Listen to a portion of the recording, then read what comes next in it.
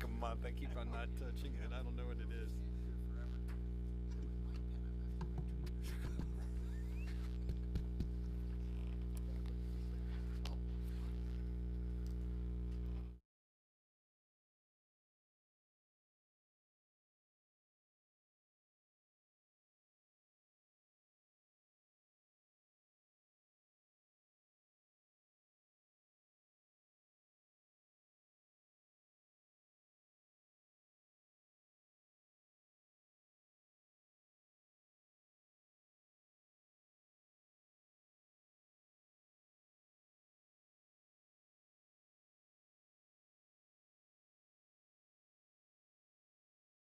To the Abington Heights School Board meeting for November 16th. Everybody standing up, I haven't said anything yet. I guess we should pledge the flag now. Well, you've asked to get this. I pledge allegiance to the flag. The United States of America, and to the republic for which it stands, one nation, under God, indivisible, with liberty and justice for all. Wow, can we please have roll call? Mr. Abdallah? Here. Mr. Azar? Here. Mr. Fleming? Here. Mrs. Henderson? Here. Mrs. Karam? Here. Mr. Medensky? Here. Mr. Robeson? Here. Mrs. Tierney? Here. Mr. Acker? Here. All present. Can we please have a motion to approve the agenda? So moved. Second. Thank you. On the motion? Roll call? Mr. Abdallah? Yes. Mr. Azar? Yes. Mr. Fleming? Yes. Mrs. Henderson? Yes. Mrs. Karam? Yes. Mr. Medensky? Yes. Mr. Robeson? Yes. Mrs. Tierney? Yes. Mr. Acker? Yes. 9-0. Can we please have a motion to approve the minutes for the meetings of October 19th and November 2nd, please? So moved. Second. On the motion? Roll call, please. Mr. Azar? Yes. Mr. Fleming? Yes. Mrs. Henderson? Yes. Mrs. Karam? Yes. Mr. Medensky? Yes. Mr. Robeson? Yes. Mrs. Tierney? Yes. Mr. Abdallah? Yes. Mr. Acker? Yes. 9-0. Are there any board reports? Mrs. Henderson. All right. I have a report for the curriculum committee that met on November 2nd. We met with the curriculum team. They are focusing on curriculum writing, a coaching model that provides professional development to all students and targeted professional development, which includes working on specific skill sets with specific teachers. We are also doing a Art of Coaching book study that's currently underway. All of the teachers have been invited to be a part of the process. Those meetings will take place between December and March. We also discussed the math criteria guidelines for math placement in grades 7th through 9th, and these will be added to the handbook to communicate that information to the families next year when we put those into place. They also gave us an update for the additional math instructional block that was added to the schedule. Elementary, they're using it as a math intervention period so that teachers and math specialists can work with kids on specific skills. The 5th and 6th graders also have an additional 20-minute block, giving them 40 minutes a day of instruction. That's mainly being used for differentiated instruction, and then 7th and 8th grade also has an additional block that they're still working through and kind of fine-tuning for that age group. We also discussed our comprehensive plan, which will include math curriculum, science curriculum, and working on a sense of belongingness. So this is going to be developed by looking to increase math and science scores, and as a way to help increase the sense of belonging, they're looking to do it through guidance lessons in the classroom, restorative practices, which is basically not just focusing on suspending students, but looking at what the root cause of their behavior is to help those students, and also through PBIS implementation. The notes, the minutes for this meeting can be found on the website, and that's it for that. I did just want to add 2 other things that normally I would mention later in the meeting, but it's my daughter's 16th birthday, so I might need to cut out The middle school is working on their first musical, the Seussical musical. That's going to be held on, it's like a tongue twister. That's going to be held on December 9th and 10th at 7 p.m. Ms. Vicka and the kids have been working hard since the middle of September.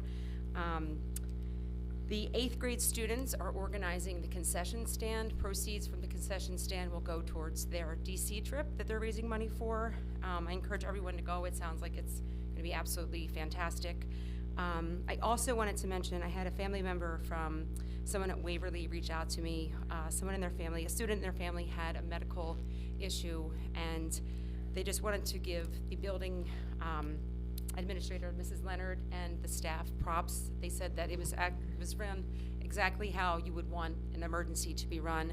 And they also wanted me to thank the board for adding those positions so that we have principals, guidance counselors, and nurses in every building. So I just wanted to give Waverly a shout out. And on behalf of the board, I wanted to thank everyone because they asked me to specifically mention that. So Thank you very much. you're welcome. Other board reports? I don't have a committee report. I have an AEIO meeting report. The AEIO had their November meeting, and we approved funds for the high school math contest for Mr. Pucci. So hopefully the students were able to get to the contest, and I think it was at Marywood University. That was about it for that meeting. Thank you very much. Any other board reports? Okay, now I understand that our student representatives are not here tonight, so we'll wait for Maggie's gonna. Maggie. Do I not look like I could be in high Didn't school? realize you were a student.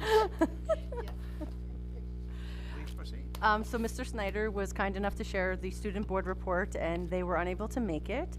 So the students would like to report that they have begun their annual food drive sponsored by National Honor Society with a goal of raising 10,000 food items. If they reach that goal, they will have a Powder Puff football game on November 23rd and get to pie a selected faculty member. The first quarter ended last Monday, and they've received report cards today in homeroom. They had their college fair yesterday in the main gym during lunch periods. Lackawanna College is coming to the high school on Monday, November 21st to register students for the Level Up and Dual Enrollment programs. Parent-teacher conferences are going to be at the high school specifically. Parent-teacher conferences are on November 28th, beginning at 1:15 p.m. So that's district-wide, but that's the only day for the high school. Our winter concert series begins on December 4th with the orchestra concert, followed by a band concert on December 8th, choir on December 18th, and concludes with all three ensembles performing for the student body on December 22nd. And winter sports are set to begin on Friday afternoon. Thank you very much. The next item will be the superintendent's report. Dr. Schaefer. Thank you very much.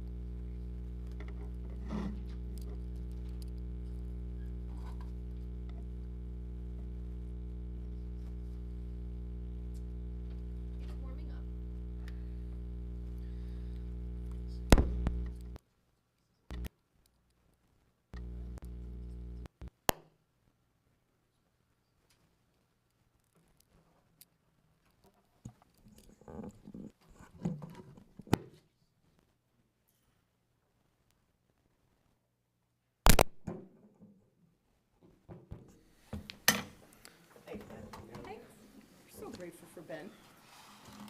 Further proof that the younger generation is not lazy or uninformed.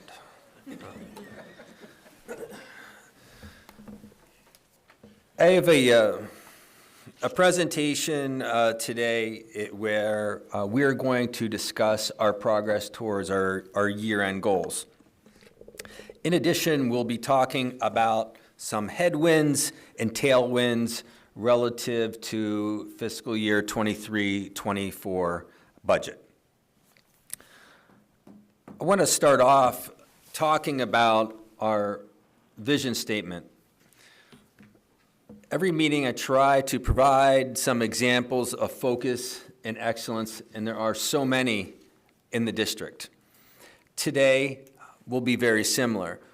We have a lot of information and a lot of data to share, and it's for a very specific purpose, to provide evidence of how we are focusing in our students and our staff and excellence here at Abington Heights School District, and why we take a look at our goals and we monitor our goals frequently, and that is to ensure that we maintain high expectations, focus, and excellence. With that said, I want to begin by looking back at some lagging indicators within the district. And by lagging, I don't mean as a derogatory term, but rather some data that we use this year is from last year. In the state of Pennsylvania, every school is provided with a building level score, and the building level score is quite simply a quantitative academic score based on a scale of 0 to 100 that represents the academic performance of every school in Pennsylvania. It's based on three things: academic performance relative to an assessment, growth, graduation, and attendance. There are other pieces to accountability here that involve teacher evaluation. But for our purposes today, we're going to talk about the building level scores in all schools in Abington Heights. And this is done for a reason. One, so we can see where we stand relative to others, and also for you as community members. You can go to PA Future Ready, the PA Future Ready Index, and you can compare our schools to other schools.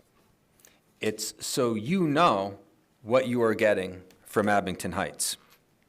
The formula is very simple on a 100-point scale. 40 points are attributed to academic achievement, another 40 points to academic growth, 10 to attendance and graduation. This side shows the longitudinal building level scores for all of our schools. Now, we did have some gaps due to COVID, but as you can see in 21-22, the high school building level score was 94.3, the middle school 81.8, Clark Summit 77.9, Newton Ransom 81, South Abington 83.6, Waverly 92.6. On the far right, you'll see a highlighted column, which simply indicates that for the most part, in all of our schools with the exception of the high school, we beat our rolling average. In other words, there's a focus and is on excellence, and I maintain all of these scores are very strong. I did mention that the high school did not beat the average from 2014 to 21. Their score was the average was 95.6. The score for 21-22 is 94.3. I mention that because that score of 94.3 is very, very, very strong. And I don't mean to sound like any politicians, but it is very, very, very strong. In fact, what I wanted to do was provide an idea for you to see how that score compares to other schools within the state as well as locally. As you can see behind me, there were only 7 schools in the state that had a higher score. I'm familiar with many of these schools. In fact, many of them are magnet schools that have criterion-based admissions. So all of our teachers are to be commended at all of our schools here. On the right side, I've shown some scores of local high schools. And I don't mean to throw shade on anybody as I show this, but I show this for a reason. We've been very open about what focus means and what excellence means. And I talked to our principals And I talked to our administrators about coming out of COVID, how hard we have to work. Students were home, working in really tough circumstances on platforms that they had never used before. And they came back to school a little bit behind. And we knew that we'd have to dig down deep and we'd have to teach really hard. And this is where the growth data shows in this calculation. When you can't close a gap as quickly as perhaps you want, or beat the projection, then it would show in your score. Our teachers, students, and families have done a great job responding to adverse circumstances and then coming back and dealing with it. So all of our staff, students, and family are to be commended. With that said, we begin to look forward because despite our scores, we have higher ambitions. We set the standard of excellence.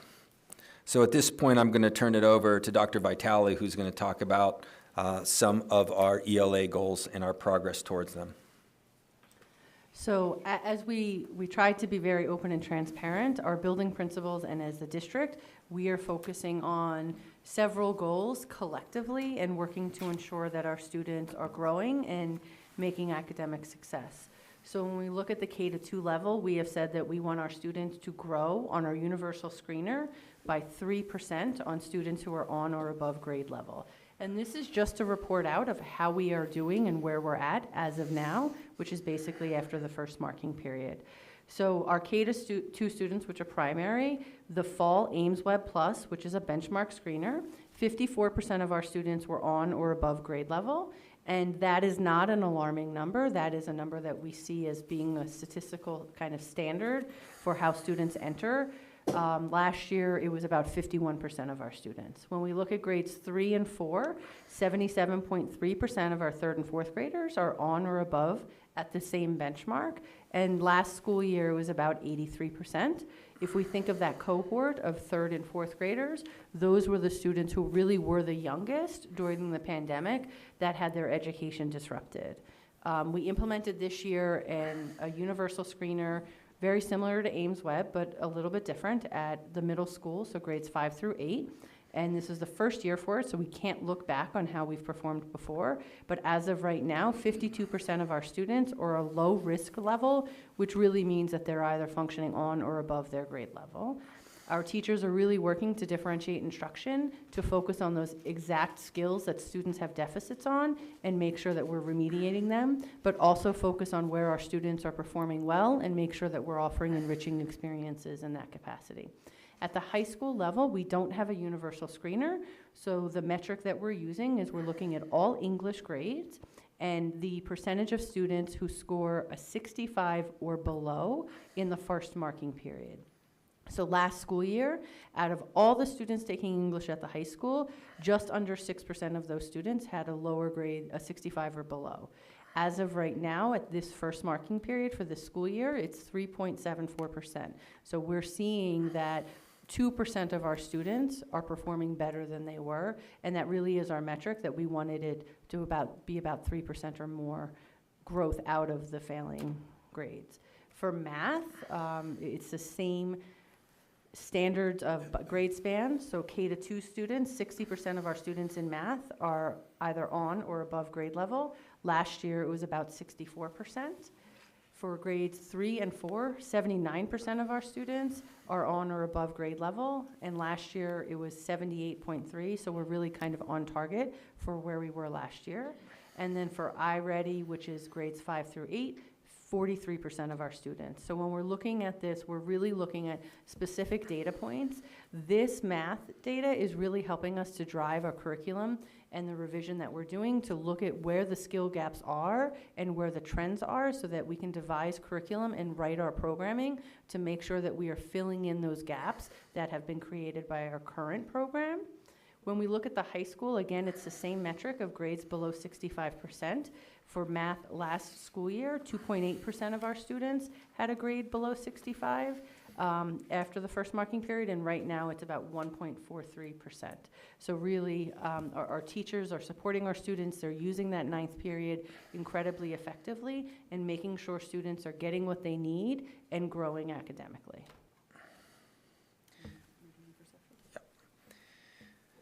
The final goal that we've discussed are perceptual goals.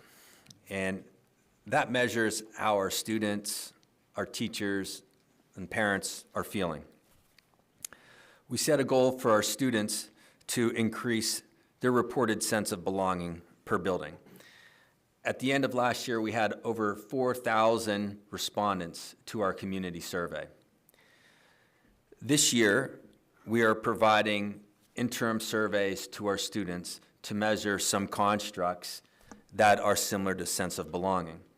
So Dr. Vitale just got done talking about academic performance, and I would submit to everybody that if a student does not feel safe, if they do not feel welcome, if they do not feel a part of the community, then it will be very difficult to achieve. So it's very important that we provide the environment and atmosphere that is warm, compassionate, empathetic for all of our students so they are ready to learn.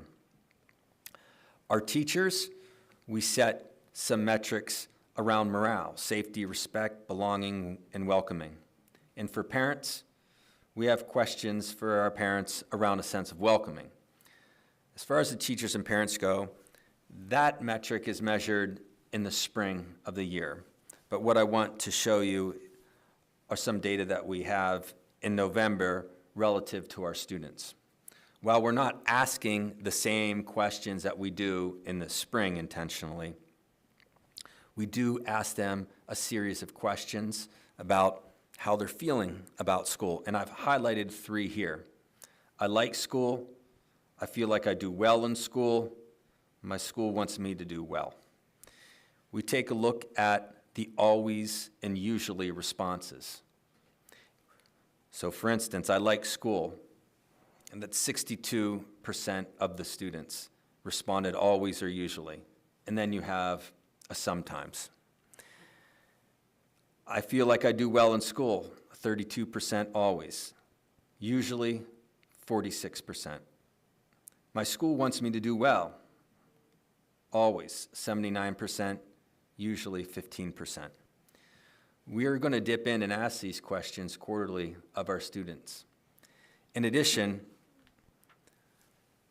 we're going to be having discussions and focus groups with our students about, tell us about the times that you don't like school.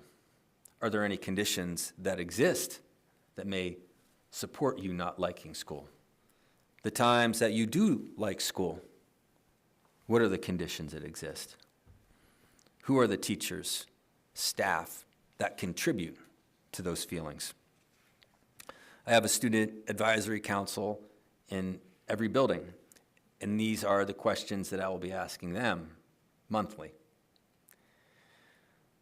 In this slide, I have a couple bullets in there, things that I just think about in the moment when I look at this data. I said, success precedes buy-in. And in order to be successful, these conditions need to exist. You can't have buy-in unless you have that success. That you know that your school wants you to do well. Imagine walking into a school feeling that folks don't want you to succeed. That's not the data that we are seeing here. It's not the data that's consistent with high expectations, trusting relationships, feeling safe, and being involved. These are all the things that we want to grow. And we will continue to work with our students and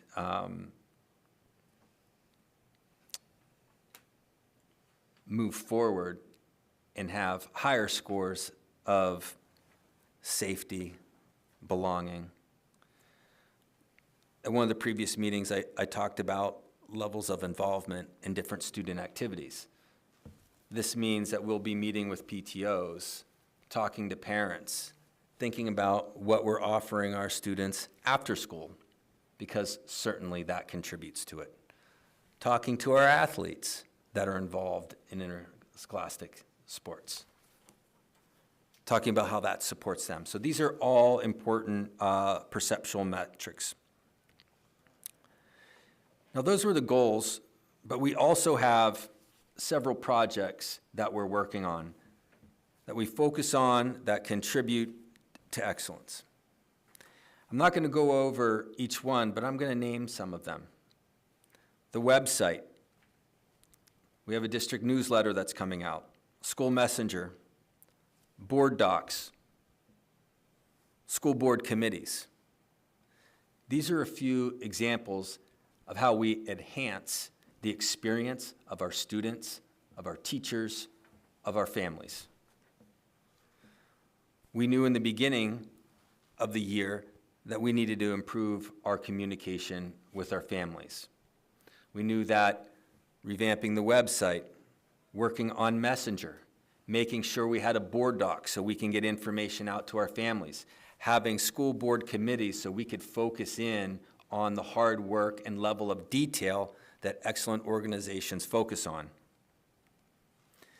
In addition, we laid out goals for curriculum. Last year we worked on English language arts. This year, mathematics. We also know that in a time where it's very difficult to staff every part of our organization, that we'd have to focus in on human resources. We have a new absence management system. We have new recruiting and onboarding. We have time and attendance.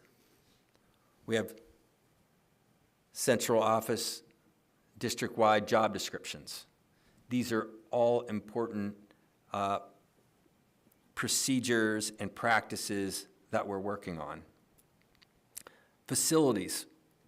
We have a K-12 facility study that we expect in early January, where we'll be able to talk about some of the recommendations of the study.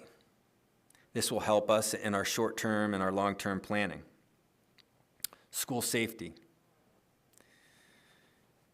Not only did we receive some grants, which I'll talk a little bit about later, but we're improving our district communications. We have some surveillance. We've applied for grants for an SRO.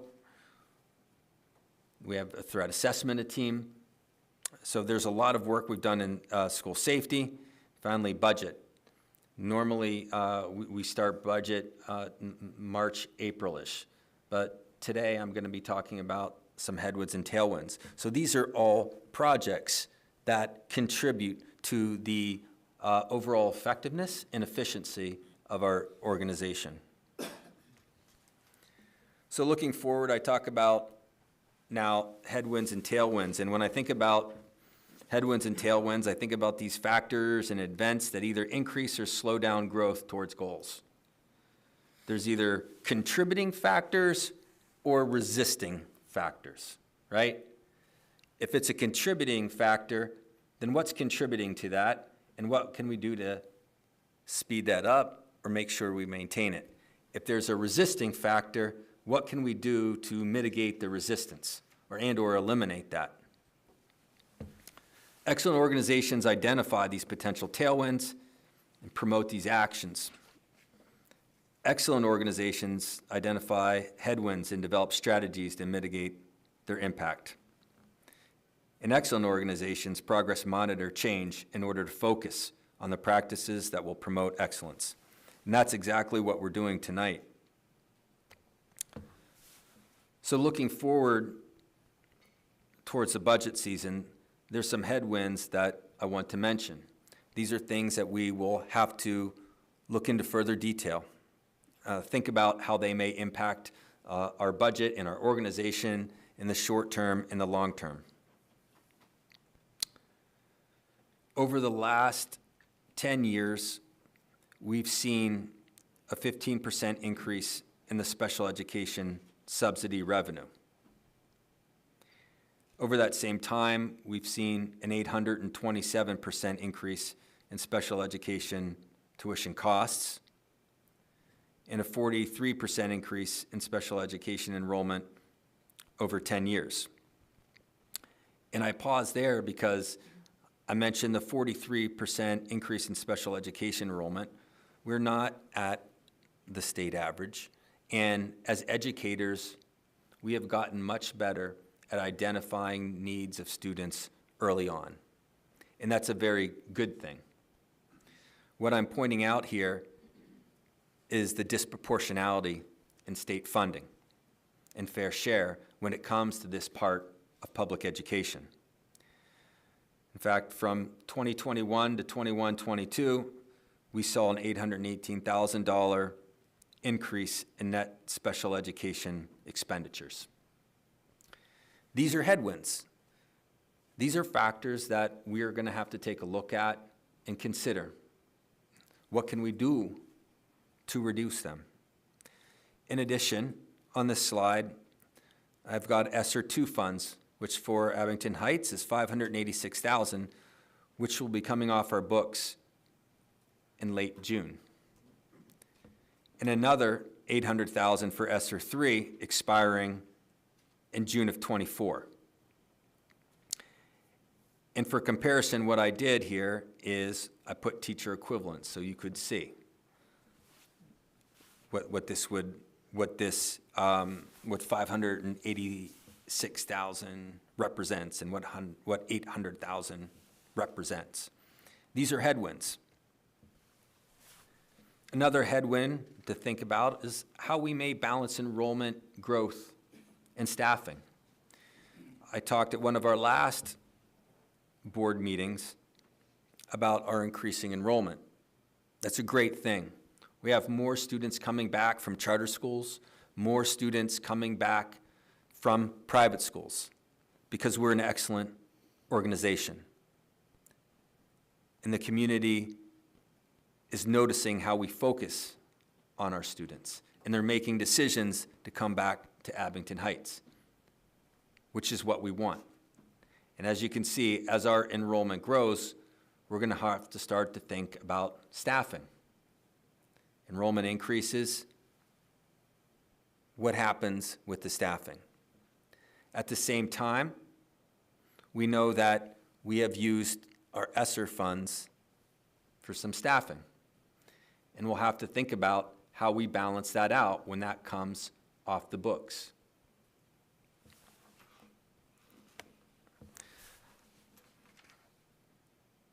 I mentioned charter, and I mentioned private schools and families sending their students back to Abington Heights. This chart is a good example of that.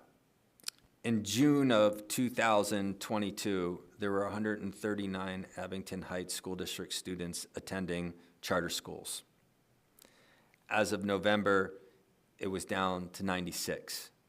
And we will continue to meet with those families to find out what we can do to get their business back. I talked in the very beginning about some of these lagging indicators and building level scores, and I did that for a reason. Abington Heights is an excellent organization, an excellent school system, and I hope people go to PA Future Ready Index and compare. We are very transparent about our data.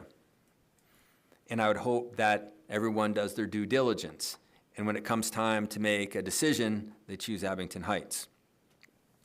We will continue to work on the charter numbers until we get down to 0. And then we're going to work even harder to make sure that we maintain that 0.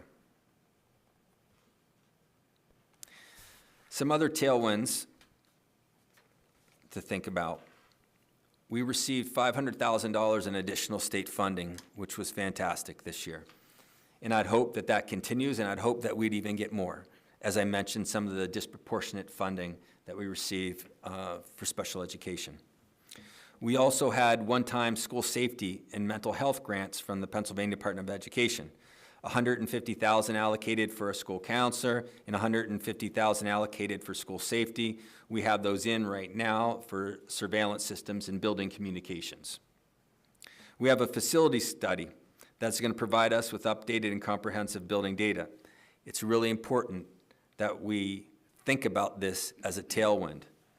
We're going to get a comprehensive look at all of our schools, and we are going to be challenged to develop short-term and long-term strategies to ensure that our facilities are up to date and are commensurate with an excellent organization. In addition, we have submitted competitive state grants for a school resource officer and safety equipment. We will continue to look at additional streams of revenue so that we can spend more money on school safety. And I finish up this slide with the last slide from a previous presentation when I talked about our vision.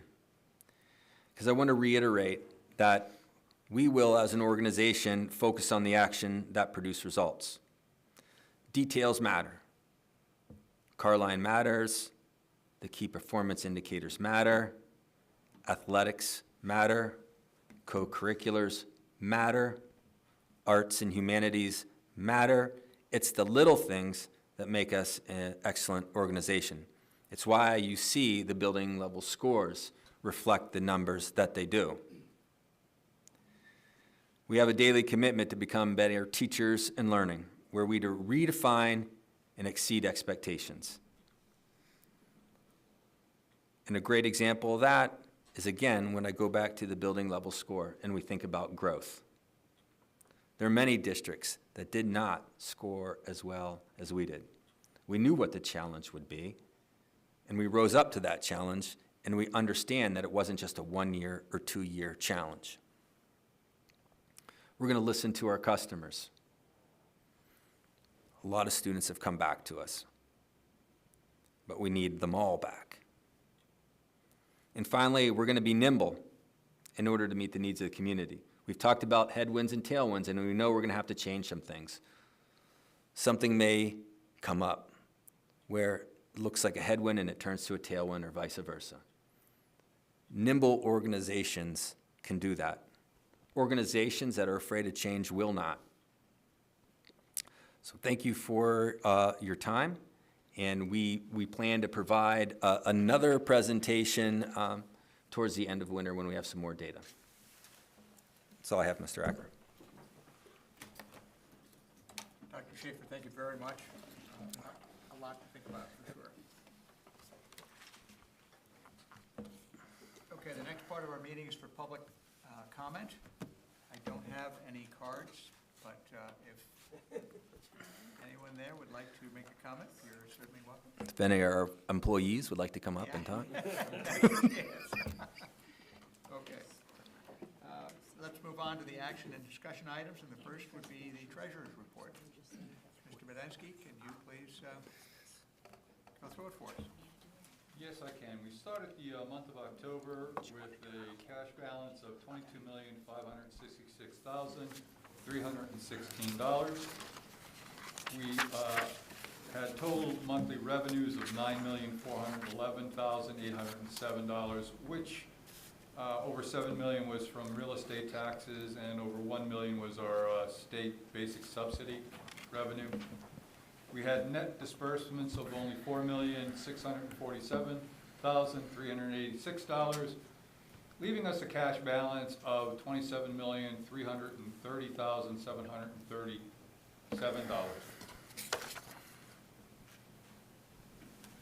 Thank you very much. With that, can I ask for a motion to approve the treasurer's report and the bills that were sent to Report. us? So moved. Second. On the motion? Roll call, please. Mr. Fleming? Yes. Mrs. Henderson? Yes. Mrs. Karam? Yes. Mr. Medensky? Yes. Mr. Robeson? Yes. Mrs. Tierney? Yes. Mr. Abdallah? Yes. Mr. Azar? Yes. Mr. Acker? Yes. 9-0. Mr. Acker, before I ask the board to consider approving the personnel report, I'd like to say something and pass the mic to Dr. Vitale. On the personnel report, you'll see a resignation of Mr. Andrew Snyder, principal at the high school. It would be nice just to take it off, but it is, we are excited for Andy and this opportunity for him to move on. And we are also very sad to lose him, his experience, his knowledge, his skills. One of the reasons, if not the main reason, that you see a building level score, academic, athletic, co-curricular performance that we do at our high school is due in large part to his leadership at the high school. And he has a wonderful staff. I have only been able to work with Andy for a little bit, and I've been very, very impressed. And I know you'll do great things in the future. And I know that Dr. Vitale had some words.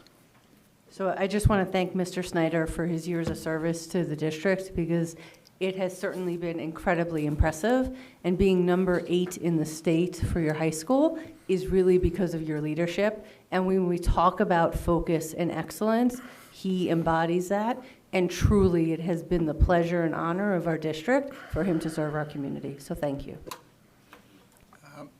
Dr. Schaefer, I just want to know on the principal's job description that we're looking for, are you going to be adding being able to run a barbecue like Mr. Snyder? It's the first one, the first bullet point, yes. Exactly. Okay. Brisket is a skill in there, yeah. I'd also like to make a quick comment. I've known Andy Snyder for a long time. He's been an incredible leader at the high school. I remember the days when he was hired and he worked with Dr. Pam Murray. And he worked incredibly hard with Dr. Murray. So I really commend you.